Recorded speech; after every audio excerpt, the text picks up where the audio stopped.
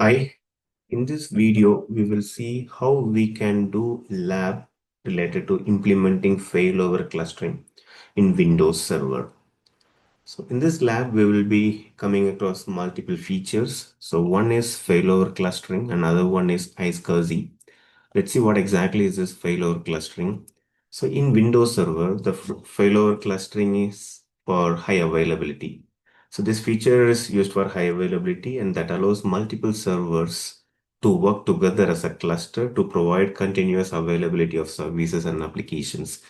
Like let's say that you have two server and you are, clubbing them as a cluster and you're making a failover clustering over there, and one node will act like a primary, will be serving the purpose. Another one will be running, but it will be on standby, waiting if in case something happens to the server one, then this will take over the charge. Like when one node fails, the other node will automatically takes over the load. So that's how we can make a failover clustering. So in this lab, we will see this particular failover clustering, and also we will be using this iSCSI. So in Windows Server, iSCSI stands for Small Computer System Interface, Internet Small Computer System Interfaces. It's a network protocol that allows a computer to connect to storage devices over IP network. So over network, we get the storage, and that storage access will happen using some protocol called iSCSI protocol. And for a instance, let's say that you have a server here. Let's imagine that this server has some virtual hard disk attached, and you want to connect to this particular hard disk from another system. Let's say this is a client. In such cases, okay, we can go for multiple ways of accessing, but if you want to access block level, like the entire virtual hard disk, if you want to access, then we can go for this particular iSCSI protocol. So we can use this protocol. It's a network protocol so that one client can access storage which is stored in some server. And you can think the one who is initiating as the initiator, and then the one who is providing the storage or the virtual hard disk is the target. Okay, and there are some key components in iSCSI in Windows Server, like we have initiator. Initiator is a client computer that connects to iSCSI storage. So you have iSCSI storage uh, as a target stored in some server, and you want to connect to that storage, then you need an initiator. So that's a client machine. So that is the one which will be initiating that connection. So I'll put it here. And then if you think that this is iSCSI target and you have multiple hard disks over here, it can be one or two or whatever it is. Let's say disk 1.vhdx and then disk2.vhds, whatever it is. Like this initiator now can initiate a iSCSI connection to this particular target, and then this can get connected to this particular disk. Similarly, you can have initiator 2. Now, what is initiator 1 and initiator 2? We do in this particular lab is that, so we make a failover clustering among them. Between this, we create a failover cluster. So one will be acting like a primary, another one will be acting like a secondary, a standby one. If something happens to the primary, the secondary will pop up and then immediately go and get connected to that VHD, so that it will make sure that highly the systems are available, and it is also connected to the hard disk using this iSCSI protocol. So that is a thing we will be doing in this particular lab. So initiator is the client that connects to the storage, and the iSCSI target is what is iSCSI storage, you can say. Yeah, that's what the target is given here. The target means the storage resource made available over the network. So you have a storage resource, and that's attached to this particular server, and that's available for other servers or client to access this. And it's just the initiator and target. And then you also have something called iSCSI server. So that's the target actually. So when I say iSCSI server, and that's nothing but the target. And it's a role.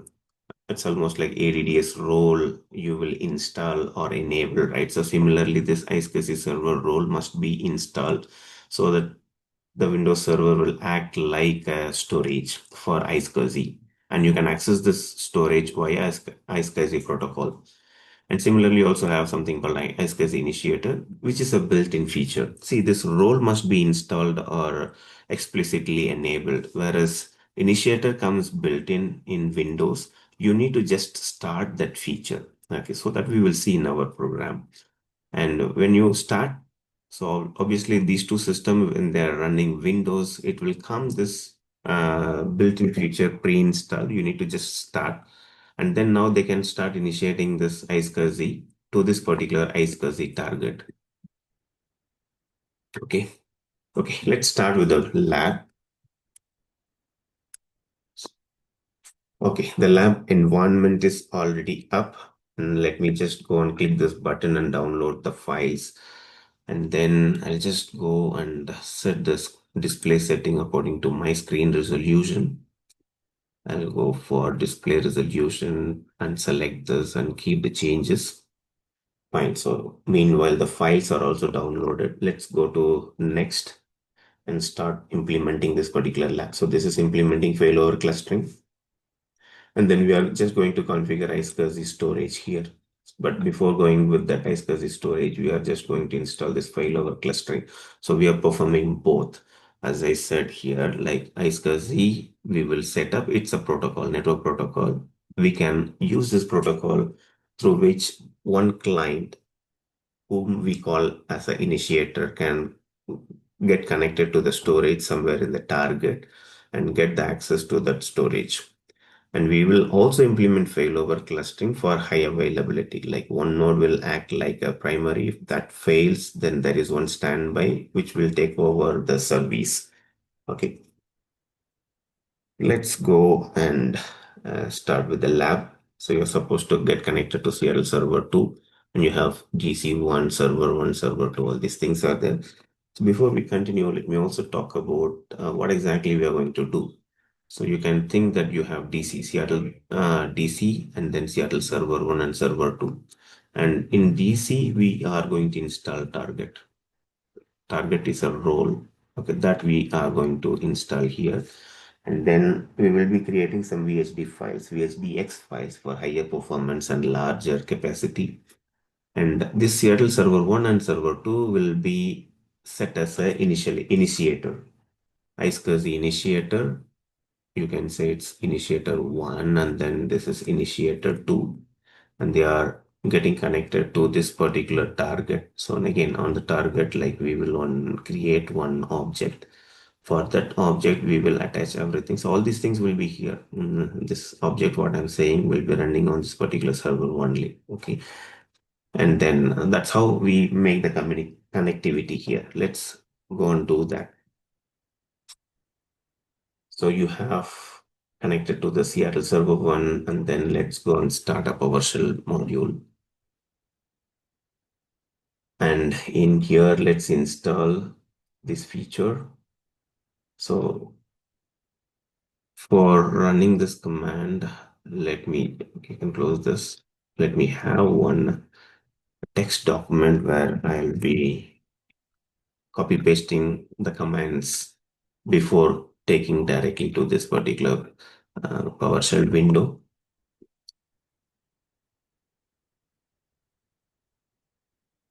Okay, both the command is doing the same, but on two different systems. You see the command one will install Windows feature called failover clustering.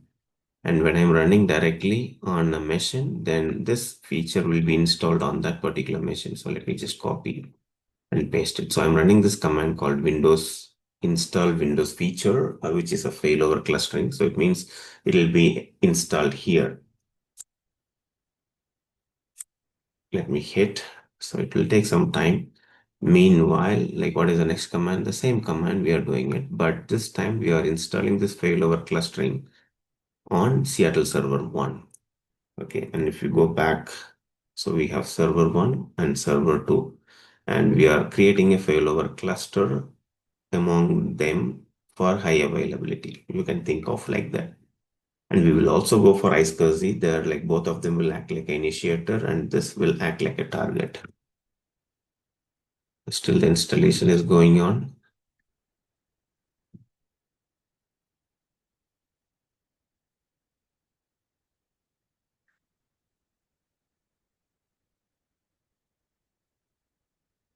Let us wait until this installation completes.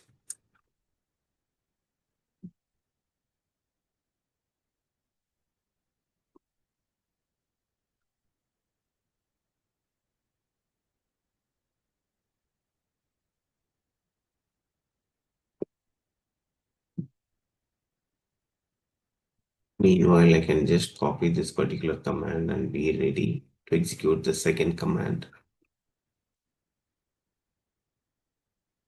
I could even go for opening a new PowerShell window and run that command. That's absolutely fine because we are running this on two different machines, right? So that's also possible.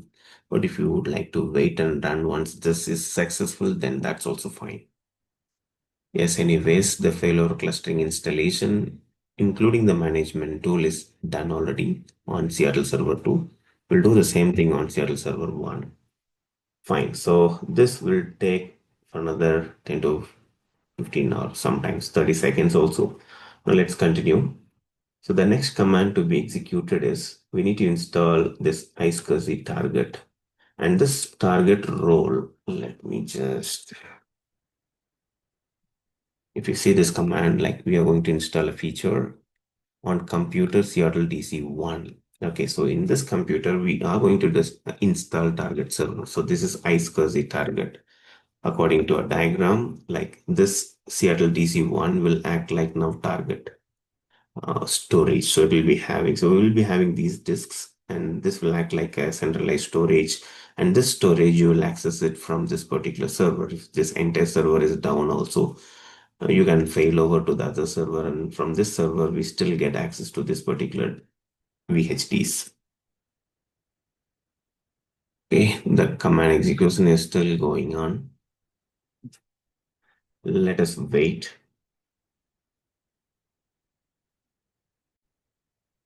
Yeah, it took more than a minute for me. Sometimes even it takes 2 to 3 minutes even for you as well. So just you can relax.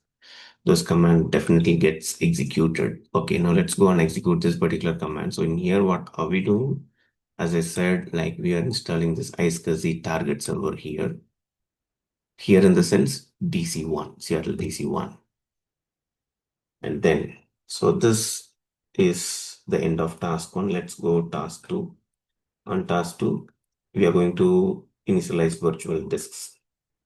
So on lab Seattle DC1 itself, we are going to do. So on Seattle server 2, start a PowerShell session as an admin. So let this be open. Meanwhile, I can just go and start a new PowerShell session.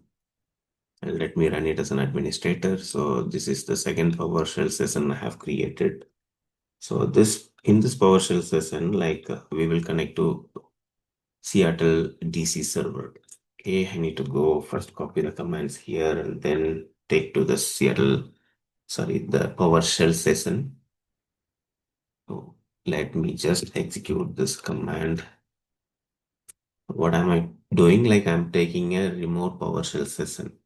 So we are entering into this particular computer. You can see that right now, whatever I execute here will be executed on this particular computer. Okay, I've taken the connectivity, PowerShell session connectivity. Now let's go and run these commands. Let me just first copy here as well. So you can see that you have to create disk on Seattle DC1 on server itself to which you have connected a PowerShell remote session where you have connected to DC1. This command has to be executed. So don't randomly execute on anything. Like you need to go and execute it on the particular PowerShell session. So let me just copy, come here, and paste it.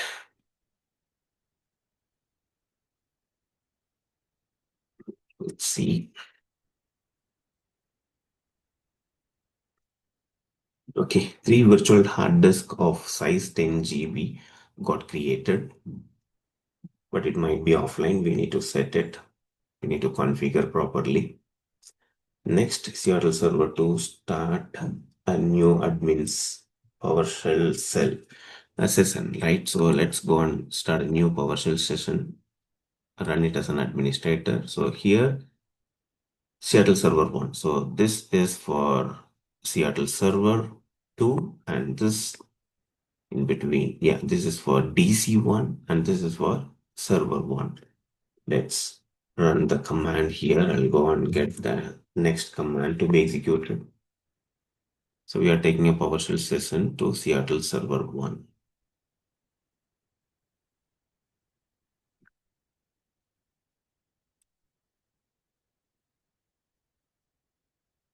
Yeah, you can see this is DC1 and this is Server 2 and this is Server 1. And meanwhile, like when you're executing commands, you have to read these statements properly before going to execute. Because if it says to execute in Seattle Server 2, you should do it there, not on the other system. Okay, fine. Let's go and run the next command.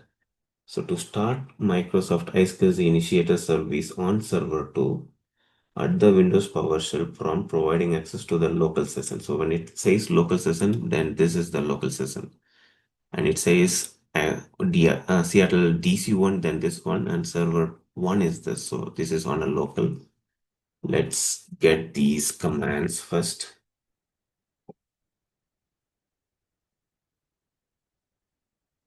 Let me copy. So what are we doing? So the target is a role or feature that must be enabled. It will not come pre-enabled. Whereas initiator is a feature which is built-in feature.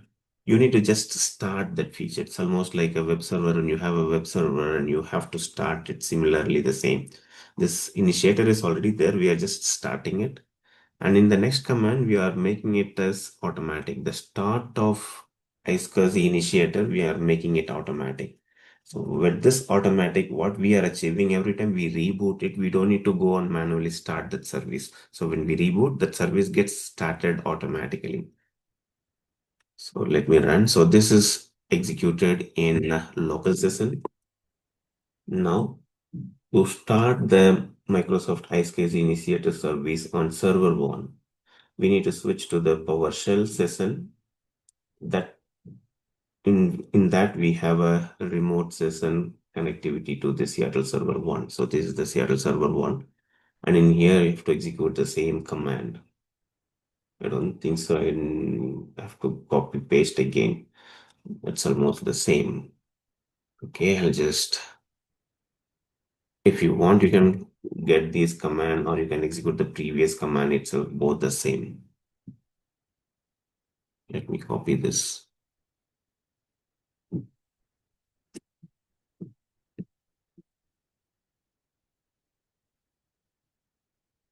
Yeah. So now we have done it on both the systems, server 2 and server 1, according to a diagram. Server 1 and server 2 or server 2, server 1, whatever it is. We have just started this initiator service. Now they can go and get connected to this particular Seattle target, iSCSI target, and then they can start accessing these disks. Okay, what is the next command to be executed? So we need to create iSCSI target on DC1. So we have enabled that role. We need to do some couple of command execution to make it happen. So the next command to be executed is this. It says new iSCSI server target, and we are giving a target name. So what is this actually? Let me just copy. It's almost like you're giving an object through which you are connecting both the initiator and then the target. Let's copy and go to my, so this one, let me just say, okay. So copy paste is not working. So what it is, iSCSI L03. Okay. It is almost like this. iSCSI -L03. So you are creating a kind of object through so that you can connect the initiator as well as this particular storage. And again, this is running on this particular DC1 itself, Seattle DC1.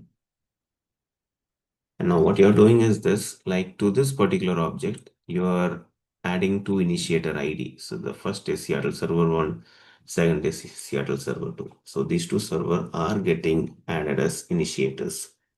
So let's execute this particular command. And this must be executed on a PowerShell session where you have connected to DC1. So I'll go to the middle one. So in this, I'll execute this particular command. Yes, it's done now. Initiator's ID is added. Fine, exercise 1 is completed. Now let's go with the exercise 2, that is configuring a failover cluster. So the task 1 is connect line to the iSCSI target. Okay. Now in this, like we have a couple other commands to be executed. Let's go and get those commands here.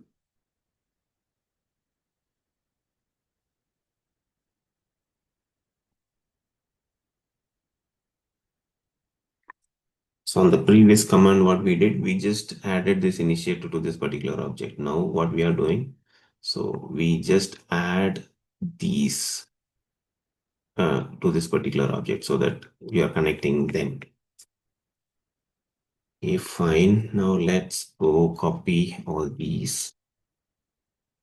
And that must be executed on Seattle DC1. Yeah, it's done. Mapping is done. Next, let's to connect to iSCSI target hosted on DC1 from server 2, switch to Windows PowerShell session, which is a local session. So this is the local session 1. And then I have to run these commands. Let me just get these commands here.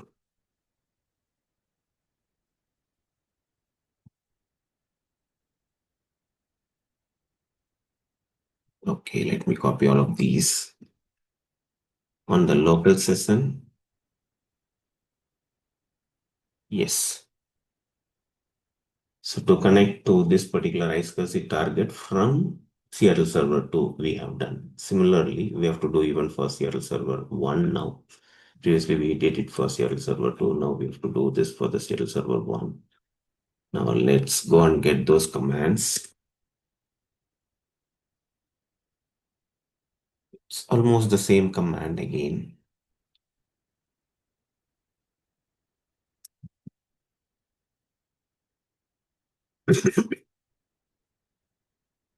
Yeah. Now next task is initializing the disk. Now let's go and get the disk. And this must be done on the local Seattle server local system. It means this one. Let's say get disk. Instead of copy pasting, this is quite easy. If the command is small, you can just type it.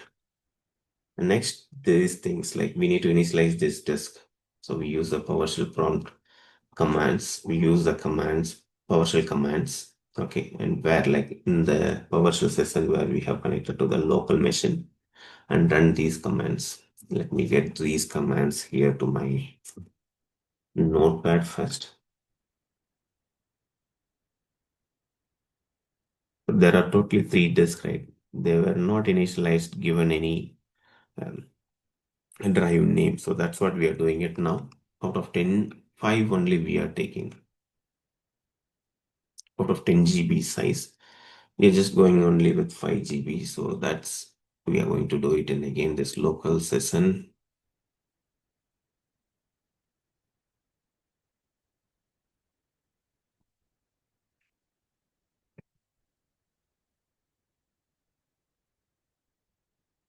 Yeah, now let's create a cluster, failover clustering.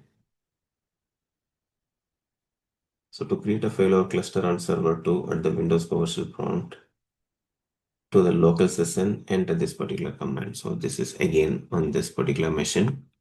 Let's get the command first. And then the cluster name, what we are giving is Seattle cluster 03. And that includes Seattle server 2. It should also include server 1. Let's execute this command first. Control C, come here and paste it. it's not copied properly. Let me do it once again.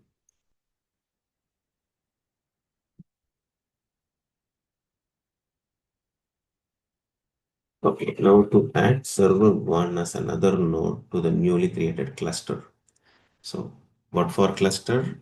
For high availability. So for high availability, when you're going for creating a cluster, at least two nodes should be there. And you're adding the next node. Okay, so if the primary fails, the secondary one will take over the service. Okay, that's done. That's your tell CL cluster 03 got created. Next, now we need to go and run this particular command on PowerShell prompt. Again, local server only. Okay, maybe we are giving the server name here. So what I will do, I'll just go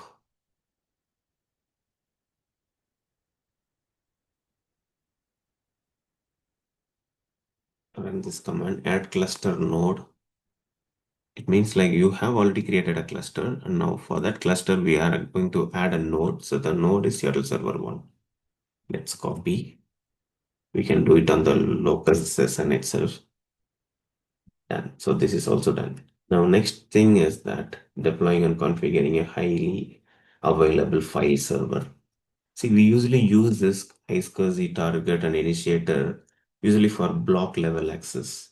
So when I say block level access, okay, let's say that when you have two failover machines cluster, and one machine will be connected to this particular target, and then it will be accessing this VHDX always. If something happens to this, then the process fails over to this machine, and this machine will be getting connected to the same VHDX, and then we can still get the access from outside.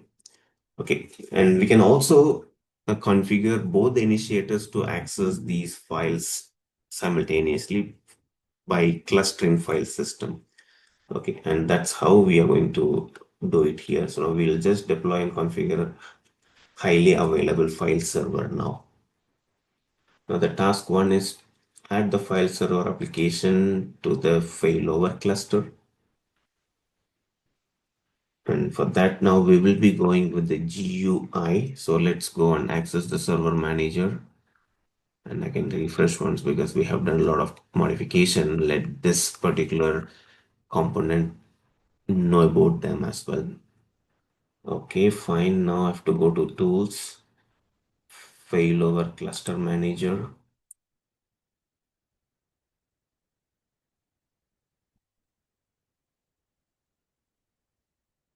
You can expand this and you can select roles.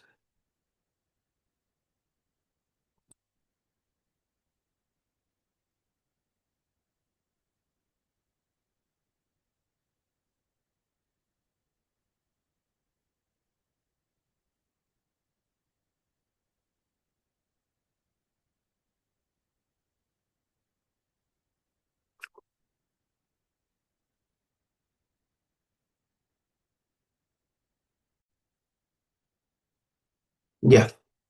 So let's go and see the roles. Right now we haven't added any role. Let's add it later. And then if you go and see the nodes, that there are totally two nodes, server 1 and server 2. Okay. And then you can expand this storage and you can go to disk.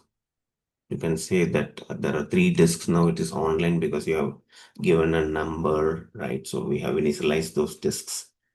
And then this is done. Okay, now what's done? Storage. Then on the failover clustering page, roles, then configure new role. We can just right click role, configure new role. This will start high availability wizard. In here, I can just say next. And then it goes to next. In here, I have to select this file server option. So once I select the file server option, I go to next. On next, like in here, file server type, I think it should be file server for general use. Okay, fine. Next. And then on the client access point page, high availability wizard, we have to give a name for the cluster. This is FS cluster, file server cluster. And then in this particular, okay, so in this particular, we need to just slightly modify the address. So it's 172.16.10 and then 130. Okay, after entering this, we can say next.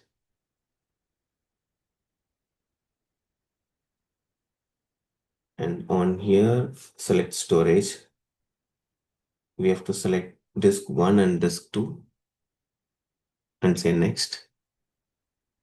On the confirmation page of high availability wizard, select next. No modification required here. And we can say finish.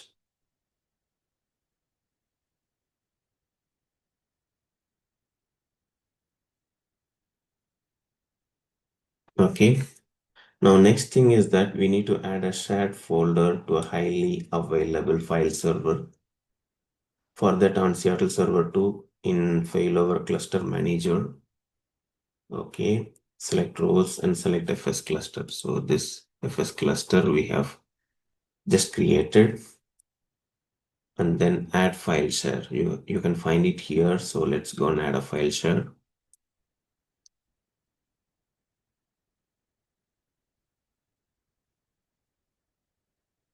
Okay. On the select profile page, we need to select SMB share. A quick profile is selected. Okay. And then click on next. So the share location, ensure that, okay, there is no modification here on the share location. And we can just go to share name. So in here, let's give the share name as docs. Okay, no description needed. I can say next. On the other settings also, I can say next. Permissions, next, confirmation. And in here, I'll just go and create.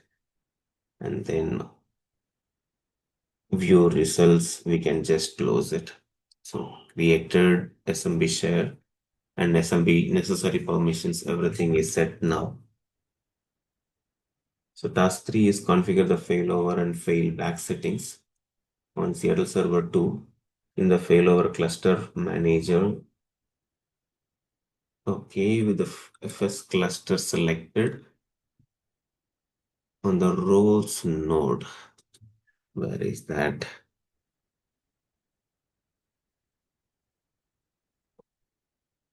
FS cluster selected in the roles node. Okay, FS collected selected, then select failover.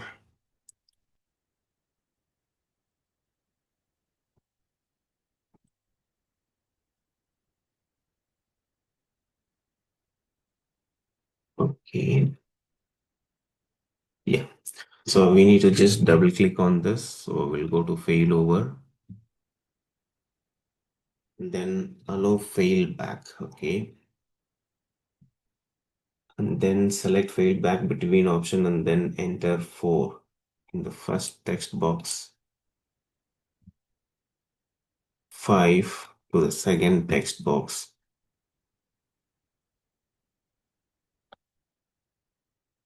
Okay, failback between done option, then select general tab.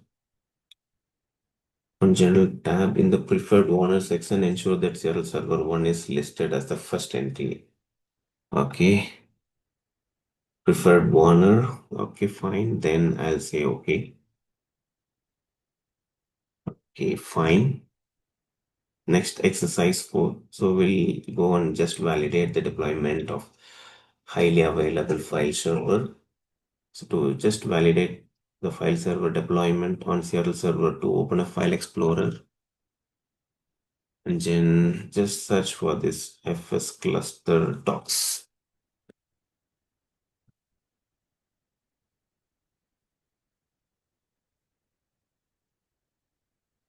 Folder is empty. Let's go and right click and create a new text document. Let it be just empty. Yeah, that text document got created. Now on Seattle server, to switch to the failover cluster manager console. Okay, failover cluster manager console. In here, right click and access the context menu of xCloud. Okay, right click and access the context menu. Select move and then select node and then select server 1 and OK.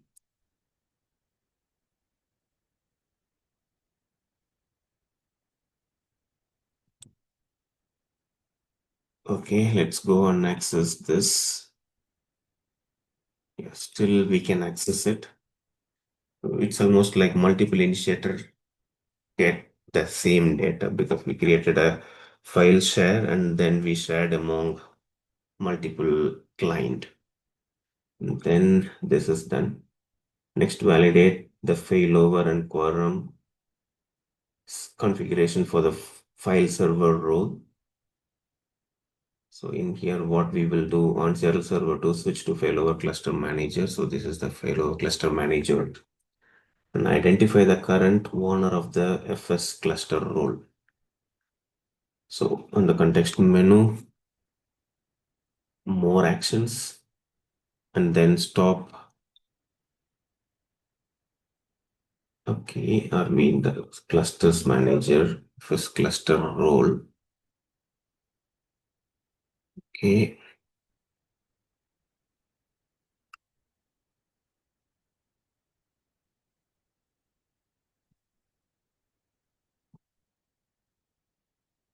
what is that option? Switch to file explorer. Okay, more actions and stop. Okay, maybe here. Let's select this more action. No.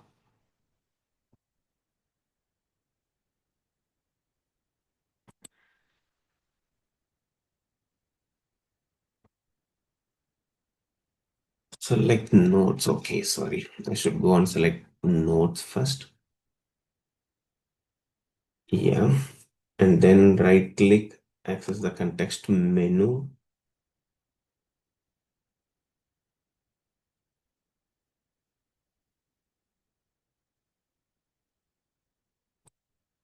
Select more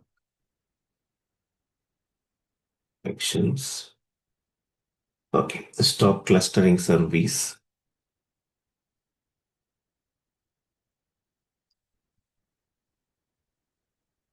Switch to failover and still search for it. You can still access this particular document. Switch back to the failover manager here and then right click or access the context menu of the node with the down status. Okay. Okay, there I can go for more actions and then start cluster service.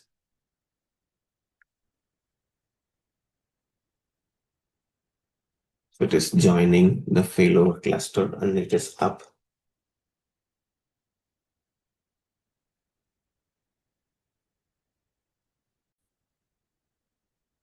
Yeah, the next thing is that we need to go to failover cluster manager. In here, I'll just go and right click and access the context menu, Seattle CL03. A here and then next, more actions, configure cluster quorum setting. And next, I think there is no any modification here, more actions, fine. On the before you begin, click next. Okay, that's already clicked. Next, select quorum, use default quorum. Okay, next. In here, confirmation, not the default value. Okay, fine. Next. And then on the summary page, we can just say finish.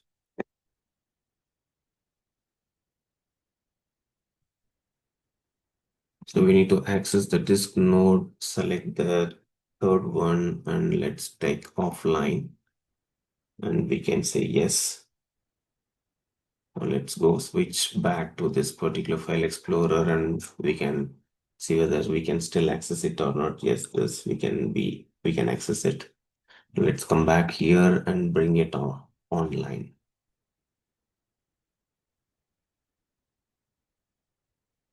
Okay, that's it. Thank you very much.